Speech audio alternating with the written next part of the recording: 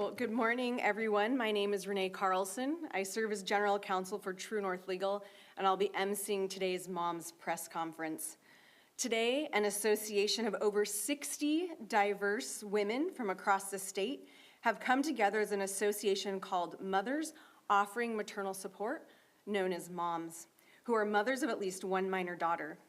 This group of mothers is continuing in a fight to protect common sense health and safety protections passed with bipartisan legislative support for Minnesota women and young girls in Ramsey County District Court. In July of 2022, a district court judge ruled that nearly all of Minnesota's common sense health and safety protections for women and young girls that may obtain an abortion were unconstitutional. Let me repeat. All of these safeguards, parental notice, informed consent, short reflection periods, and performance of abortion only by physicians were struck down by the judge whose ruling repeatedly pointed to the Attorney General's failure to provide evidence in support of these laws. With the parental notification statute hanging in the balance, MOMS seeks intervention to protect the right of all Minnesota parents to be notified when their young daughters are seeking an abortion and to have at least 48 hours to talk with their daughters, as well as ensuring the law provides common sense oversight of the abortion industry in Minnesota. To be sure, the Attorney General has mounted zealous legal opposition to MOMS intervention, arguing MOMS intervention should be denied because mothers have no right to protect their own interests. As the AG conceded today in the hearing, MOMS' interests aligns with the Attorney General. So if MOMS' interests align with the Attorney General, why is the Attorney General so adamant about keeping MOMS out of this lawsuit? Plaintiffs who are represented, Teresa Collette, made clear today in the court, the Attorney General cannot collude with plaintiffs and prevent citizens from upholding their interests predicated on unfounded arguments about timeliness. MOMS' response to these objections relies in part on one of 10 opinions MOMS provided to the court with its motion to intervene. As MOMS counsel pointed out today, these expert opinions show, among other things, that the decision-making ability of teens is different, that girls benefit from consultation with their parents, and that some girls are coerced into getting abortions to hide criminal conduct. All of those facts have been disputed by the plaintiffs. As counsel will further explain to you today, the objections to MOMS intervention again are simply unfounded. Since the Attorney General has stepped aside, Minnesota moms have stepped in. You see many of them behind me today in this association that is growing of over 60 women, mothers of minor daughters in Minnesota. To be sure, moms will not sit on the sidelines while the health and safety protections of our minor daughters, as young as 12, even 11 years old, 13 years old, is stripped away, and our parental rights are stripped away. The press will hear from some of these moms today, as well as lead counsel in this matter, Teresa Collette. We will begin with a statement from lead counsel, who will further explain the legal basis for why MOMS' motion to intervene should be granted. You will also hear stories from MOMS members about why they joined MOMS and what's at stake in this case, as well as a young teen girl who will share her reaction to the state's objections to MOMS intervention. Last, you will hear from a Minnesota doctor, Dr. Knowles, who was unable to attend in person but has prepared video remarks for us today. We'll allow questions from the press directed to lead counsel prior to concluding today's conference. I would now like to introduce you to lead counsel for MOMS, Teresa Collette. Teresa Collette has extensive experience in constitutional litigation and is often asked to represent the interests of government officials before federal appellate courts. She's also served as Special Attorney General for the states of Oklahoma and Kansas, as well as assisted other states' Attorney General in defending laws that protect the health and safety of women and young girls. She's defended parental rights in other lawsuits and is certainly familiar with the laws at issue in this case. Suffice it to say, she is a legal expert in the issues at stake in this matter. She will speak to the legal arguments in today's hearing, and specifically the necessity of mom's intervention in this case. Teresa.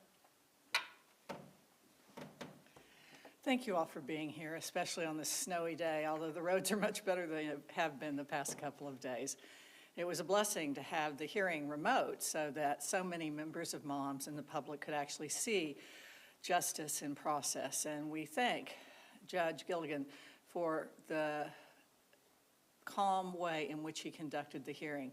The hearing lasted over an hour and a half, and it involved vigorous questioning by the judge. And the judge was concerned about a couple of issues. Both the plaintiffs and the Attorney General, the government defendants, have attempted to argue that moms have no unique interest that would give them standing, and in fact, that moms lack standing to defend the very law that by its terms gives Minnesota parents the right to be notified if their minor daughter is seeking an abortion. The judge had some questions about that, and after the initial exchange of questions with me, he proceeded to hear arguments by both the Attorney General's office as well as by plaintiff's counsel. They continued to insist that any rights that parents have regarding their children are no different than the rights of the general public. That's not the law, nor should it be the law. It's quite clear, independent of the statute, that moms have, and dads, have a constitutional right to direct the care and upbringing of their children.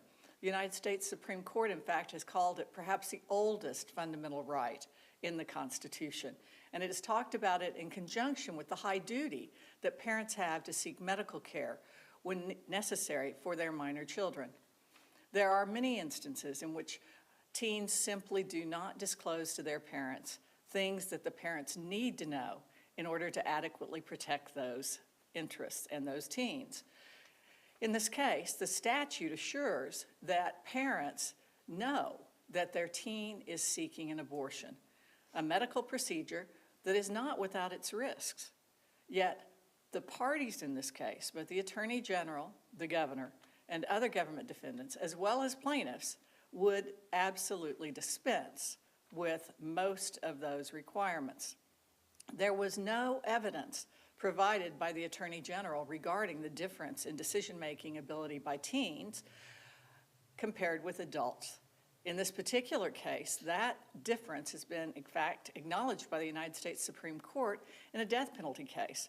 And the whole structure of juvenile justice in this state is premised on the idea that teens are more likely to make impulsive decisions, reach different conclusions than a reasonable adult would. Those particular protections are there to make sure that teens are adequately protected from the sort of impulsive decisions they make without adequate information. Also at stake in this case is the simple fact that the court struck down the informed consent law. In that particular instance, the Attorney General did provide equivocal testimony. The only expert that the Attorney General or government defendants offered was a neonatologist who simply said that he didn't believe some of the information that the legislature has determined is relevant to a woman making the decision to have an abortion is relevant in his opinion. Important information like resources available to help women who choose to continue their pregnancy throughout the state, the father's liability, both to assist in the financing of the pregnancy, the prenatal care, and the care of the child after the child is born. That's information every woman needs, as well as particular medical risks. Simultaneous with our motion to intervene, we filed 10 expert declarations from nationally recognized experts, experts who have testified before Congress and who have testified in other hearings. In this particular case, we can establish that many of the claims made by the plaintiffs through their experts are simply false. The experts for the plaintiffs suggest that there's no difference in decision-making ability, that it's a burden to minors, and that the informed consent statute, which would assure that at least those minors obtaining abortions without parental involvement would be adequately informed, that law too serves no useful purpose. They also claim that reflection periods, what they call mandatory delay, are harmful to women. But the simple fact is, the way the law is implemented, the provider of the abortion can provide much of the information by a recording, although the physician does have to give particular medical information to the girl or woman when she appears for the abortion. The waiting periods make sure that both girls and women have adequate time to consider the decision they're about to make, a grave decision regardless of which decision she makes, the decision to continue the pregnancy to term or the decision to terminate the pregnancy through an abortion. These are the laws that MOM is seeking to defend. Moms believe that they have a unique and special interest as recognized by the legislature in the parental notification statute, and a unique high duty to protect their daughters by assuring informed consent and assuring that there's adequate reflection time for those daughters, as well as ensuring that any abortion that's performed in this state is performed by a physician and not some less qualified healthcare professional. In this instance, we have a state where abortion is permitted throughout the entire pregnancy. In other words, because of a federal case in the early 1970s, we have no late-term abortion ban in this state. It is legally permissible in this state for abortions to be provided as late as 36, 38, even 40 weeks. Those abortions cannot be safely and competently provided by anyone other than a skilled physician, and this is acknowledged even by the abortion industry. The simple fact is the protections that moms are seeking to protect are important to everyone in this state. The primary questions the judge has is whether moms were timely, and I find it odd that the Attorney General of this state, the officer that is in fact both statutorily and constitutionally required to defend the interest of all Minnesotans, would claim that moms were untimely in this particular case and therefore should be precluded by participation. That is not the law of Minnesota. Moms intervened after the judge in this case issued his July 11th opinion, in which the judge said, as Ms. Carlson mentioned several times, that the defendants had offered no evidence in support of the interests of moms as individuals, beneficiaries of the statute as issue, as well as all Minnesota women and girls for informed consent and waiting periods. When that opinion came down, Moms created its association. It wasn't that no Minnesota parent knew that this lawsuit was going on. It was heralded by every major news outlet in the state the day of or the day after the complaint was filed. But that's not the legal standard. Moms were statutorily capable and appropriately relied on the Attorney General to represent their interest until the time when it became obvious that their interests were not being represented. Both plaintiffs and the Attorney General make the absurd demand that any citizen who has a unique and special interest in particular statutes that are being challenged must, in fact, monitor the litigation throughout all processes. To my knowledge, and Renee can correct me, or perhaps Jessica as mom's representative can correct me, there are no lawyers among moms. To suggest that people that don't have legal training, some of whom are clearly working 2 jobs if we count the home front, but even a few working 3 if we count the home front, are supposed to daily check the docket, read complex legal pleadings, and arrive at a conclusion that, oh, gee, the Attorney General's doing a bad job? It's pure fantasy, and that is not what the law requires. In fact, as soon as that opinion became available, moms began to gather and created an association, and they sought legal counsel. The issue was raised that I also had been part of the attempt by the Senate to intervene in this case to ensure that the Attorney General adequately and properly represented the state's interest. The simple fact is that it's true. The Senate, just like moms, wanted an experienced constitutional litigator who had actually defended parental involvement laws in other states.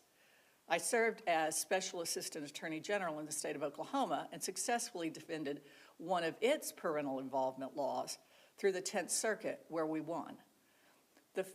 In this particular case, moms had no notice, should not be expected to have notice, but they have a unique interest, and justice requires that the judge allow us to intervene, at which point moms will file what's called a Rule 60 motion to reopen the judgment and to litigate the case as it properly should have been. One final note. The last time the Minnesota parental notification law was challenged, early on, it was challenged in federal district court.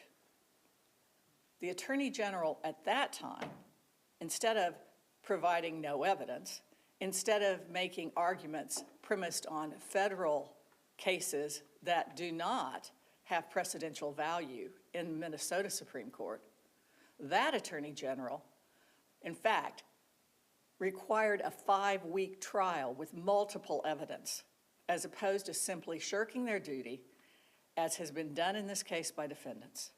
If allowed to intervene, the interest of all Minnesota parents will be vigorously protected in this case. Thank you.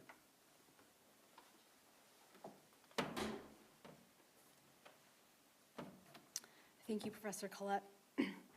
You will now hear from Dr. Jessica Chastik, the Moms Associational representative. Jessica is a mother of 6, including 3 girls. She's taught at the university level. She has a PhD in politics, political philosophy, and American politics. She's overseen undergraduate research, and she has worked in politics and has significant research experience about the impact of the abortion industry on parental rights and the safety of young women and girls. Jessica will explain why maintaining the right to engage in her daughters and moms engaging in their daughters' medical decisions, especially one as significant as abortion, matters to moms and it matters to others. Other parents in Minnesota feel that this decision has been wrongly decided and feel that they do not have that representation, and Jessica is going to further explain that specifically how it relates to moms. Thank you, Renee. I'm a member of Moms, and I serve as the associational representative of Moms. We Moms are a group of mothers with minor daughters. We represent a diverse group of women with diverse backgrounds, but we share one main motivation, which drives our interest in this case. We will not sit on the sidelines while health and safety protections for our minor daughters, as well as our parental rights, are stripped away. Social science data inform us that abortion is destructive to women and girls' physical and mental well-being. It also facilitates sex trafficking and abuse of our daughters. We Moms are concerned about girls being exploited by sexual predators and then being further exploited by abortion clinics when a young girl is taken there to get rid of the evidence of the abuse and criminal sexual conduct.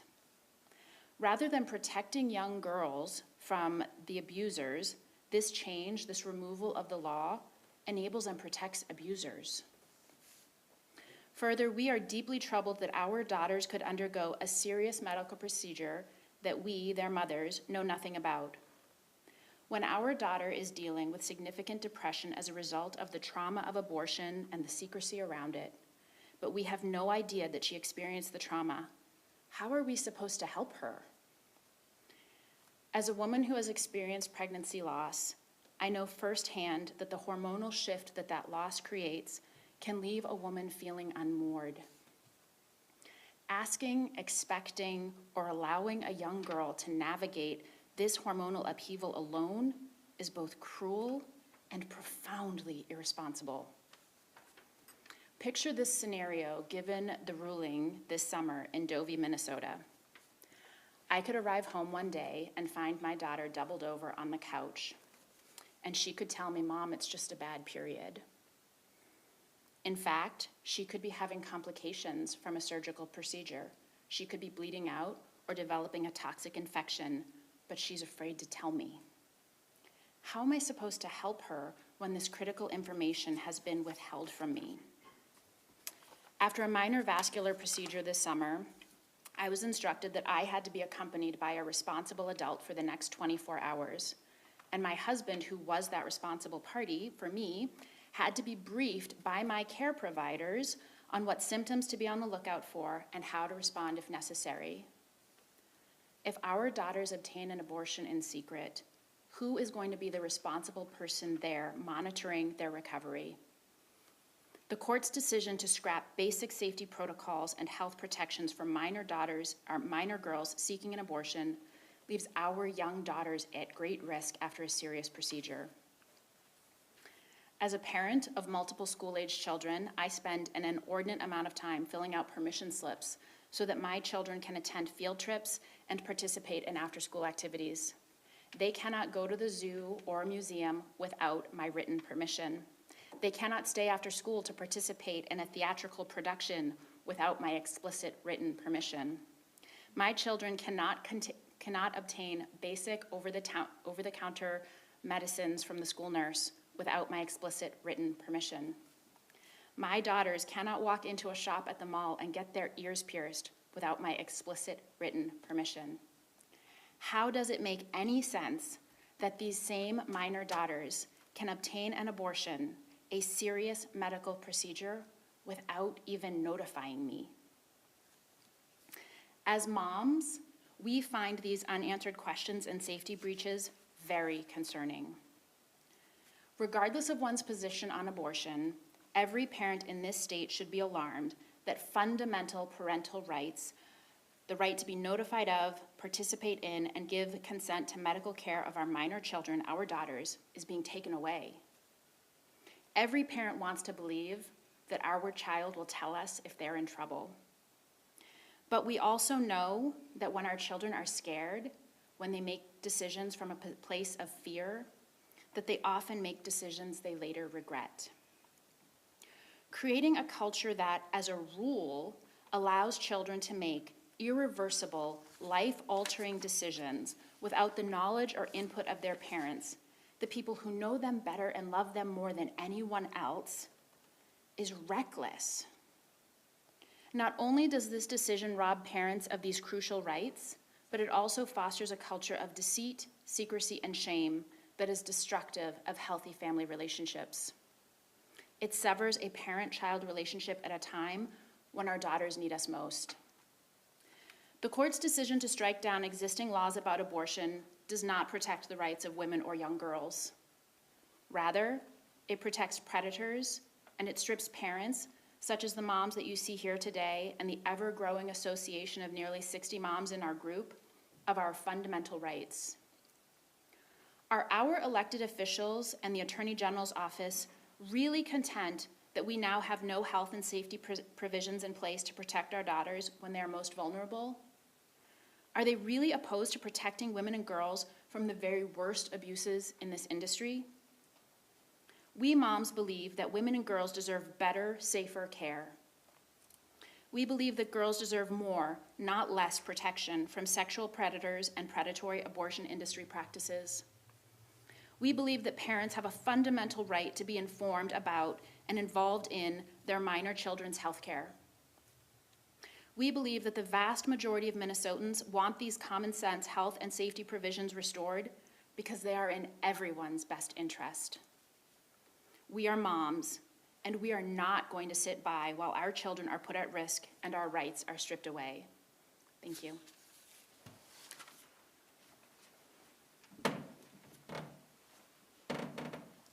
Thank you, Dr. Chastik. Now I'm going to introduce you to Moms member Maria. She's a member of the Moms Association, and she will boldly share her journey to motherhood, which includes an unplanned pregnancy. She's going to express her concerns about the impact of Doe v. Minnesota on her ability to parent her own daughter. She will also share a message of concern to Minnesota's Spanish-speaking mothers and parents, and tell them about how Moms intervention is critical to protect women in the Hispanic community from being preyed upon by the abortion industry. Maria.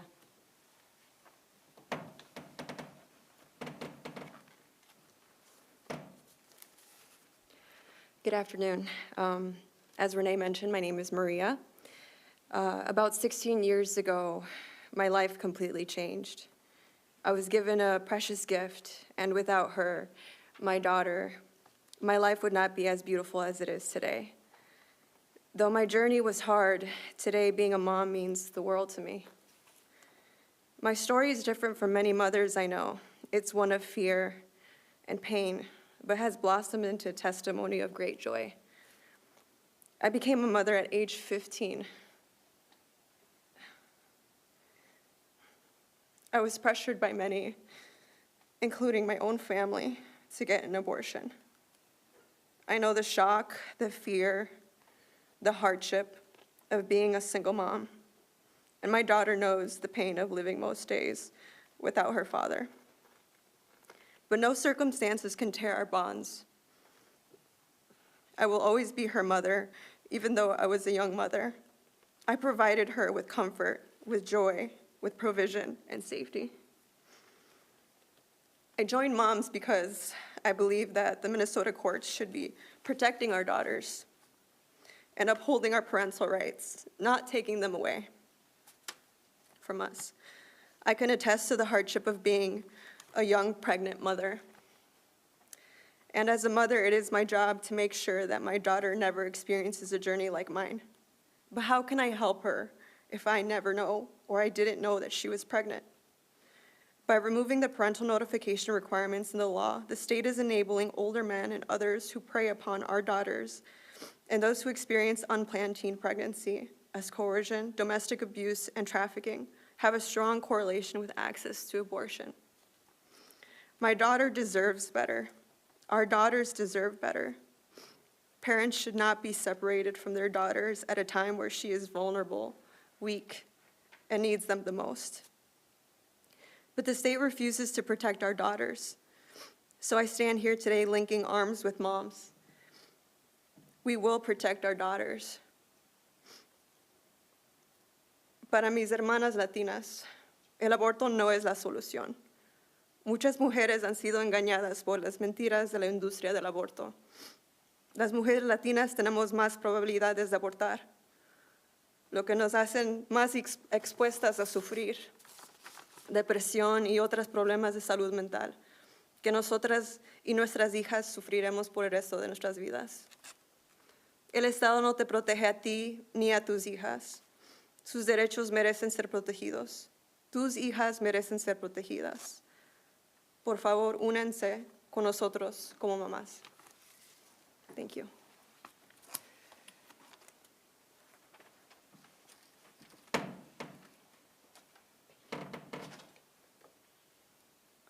No one can escape the impact of abortion. Not women, not young girls, no father, no grandfather, no grandparent, nobody. Today we also have an opportunity to hear from somebody who would be impacted by this law, a teen girl in Minnesota.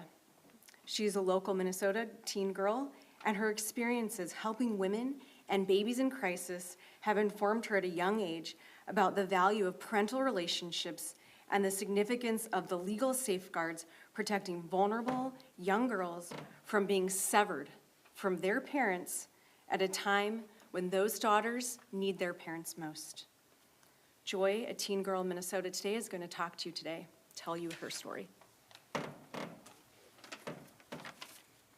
Hello, my name is Joy. I am a young teenage girl living in Minnesota.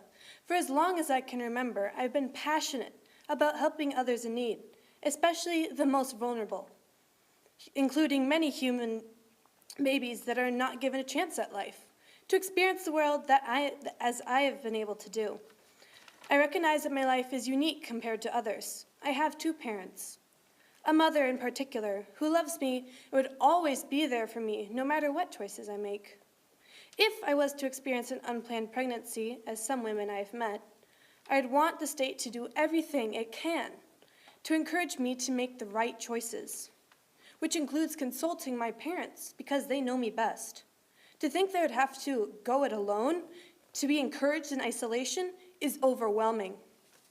I know many girls my age, some with single-parent homes, some who live with other guardians, who'd want the assurance that the state is seeking to protect our relationships with our parents, especially when it comes to medical decisions, rather than encourage young teens like me to go it alone. I hope and pray that Judge Gillian will not only take in consideration the evidence that Moms has provided, but that will think of me and all the other teens that are now at risk of becoming victims of the abortion industry.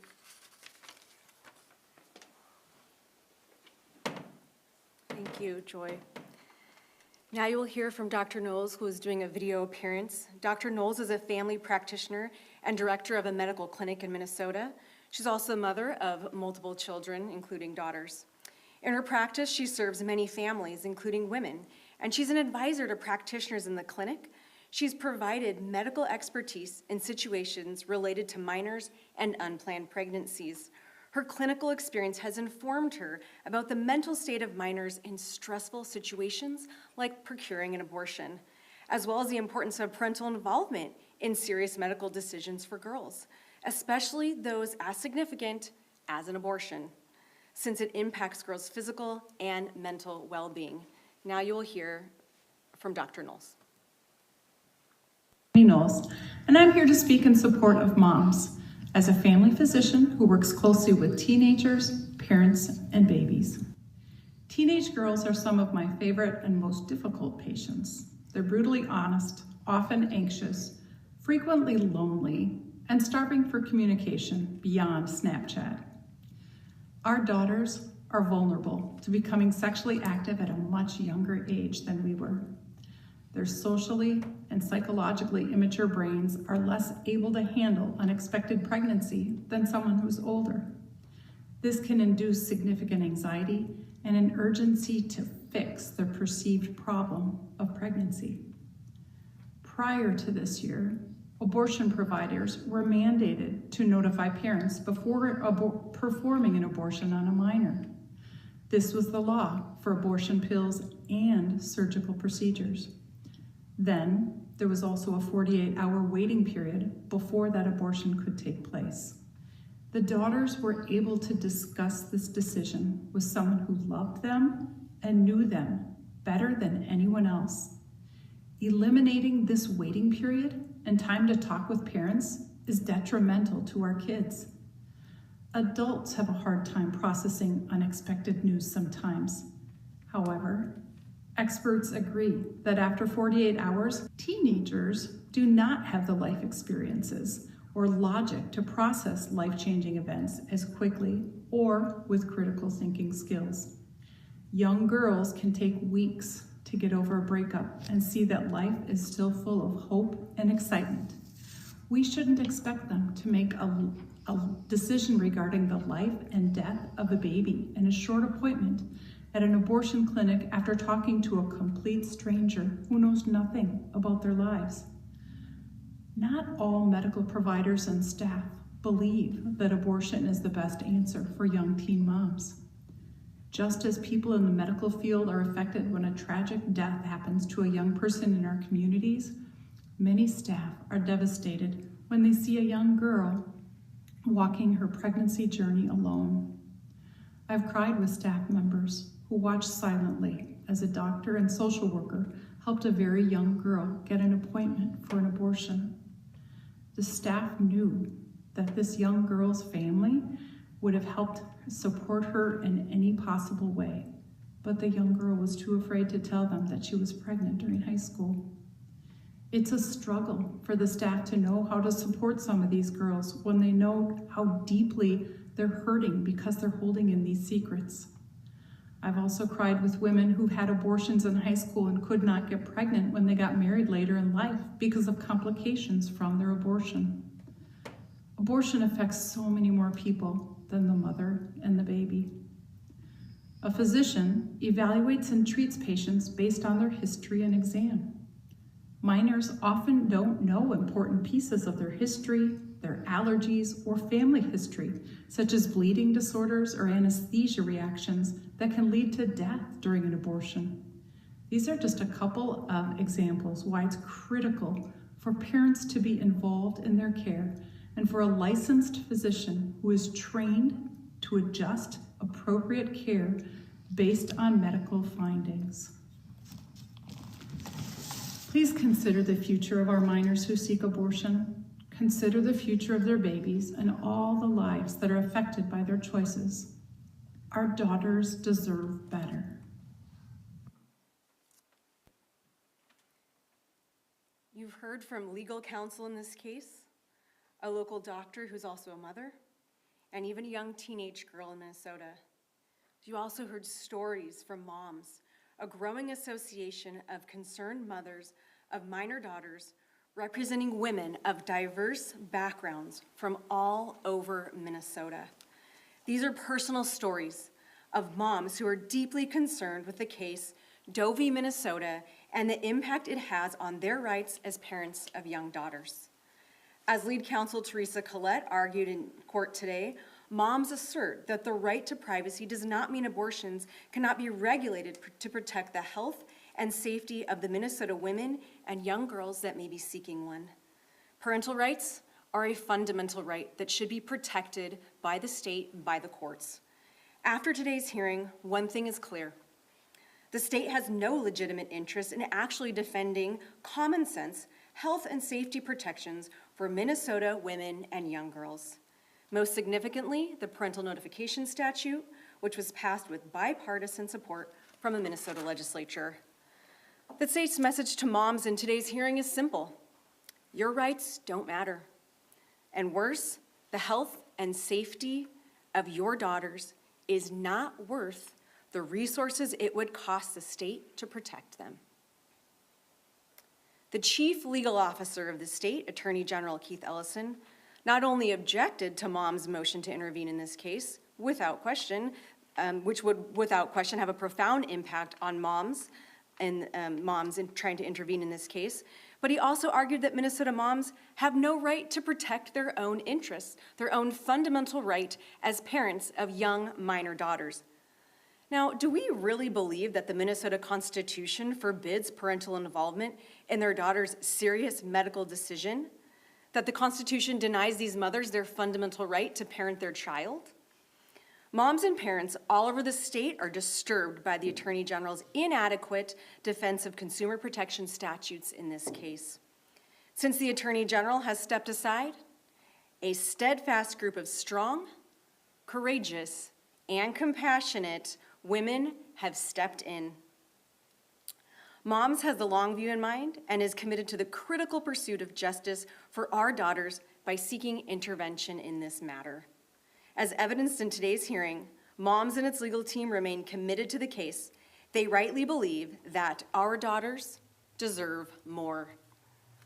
This concludes our press conference today. I'll invite Professor Teresa Collette, lead counsel of Moms, to come up and the press can ask questions of her. Thank you, Renee. And I think the